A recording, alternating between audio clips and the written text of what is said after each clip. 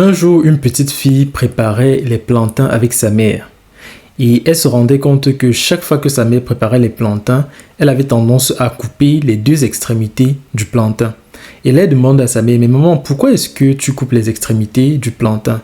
Sa mère lui dit, je fais ça comme ça parce que ma mère à moi faisait ça comme ça aussi. Et donc un jour, la petite fille rencontre sa grand-mère et elle demande à la grand-mère, mais grand-mère, pourquoi quand tu prépares le plantain, tu coupes toujours les deux extrémités? Et la grand-mère répond de la même façon. Elle lui dit que quand elle était petite, sa mère préparait le plantain et elle coupait toujours les extrémités. Et c'est comme ça que sa mère lui a appris à préparer le plantain. Donc la petite fille dit, ok, ça veut dire qu'un jour, elle pourra rencontrer son arrière-grand-mère et essayer de poser la question à son arrière-grand-mère. Parce qu'en fait, elle ne comprenait pas.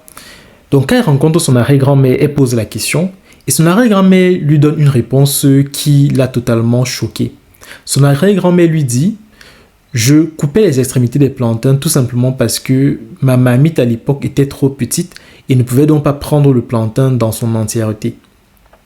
Mais ce qui est drôle, c'est que comme elle a préparé comme ça avec sa fille, elle n'a pas compris pourquoi sa mère coupait le plantain de cette manière, elle n'avait pas compris que c'était la taille de la mamite qui posait problème et elle a cru que c'était la façon de faire.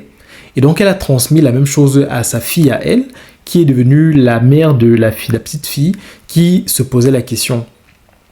Et moi, cette histoire-là m'avait beaucoup interpellé parce que ça veut dire une fois de plus que ce n'est pas parce que les gens font les choses depuis des générations d'une certaine façon que c'est la meilleure façon de faire les choses. Très souvent, ils ont commencé à faire ces choses-là de cette façon parce qu'il y avait un problème qui les a poussés à faire ça de cette manière. Il y avait une contrainte qui les a forcés à entrer dans cette façon de faire.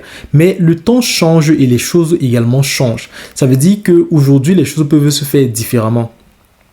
Donc ce n'est pas parce que les gens vont venir vous conseiller de faire quelque chose comme eux ils ont fait à leur époque que ça veut dire que c'est forcément ce qu'il faut faire aujourd'hui. Parfois il faudra que vous puissiez adapter leurs conseils pour que ça puisse matcher avec la situation actuelle.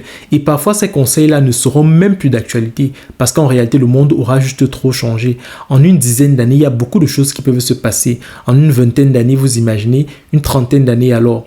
Donc il faut arrêter de croire de manière dogmatique que ce que les gens vous disent, surtout quand ils sont des aînés, surtout quand ils sont des parents, que c'est forcément la chose à faire.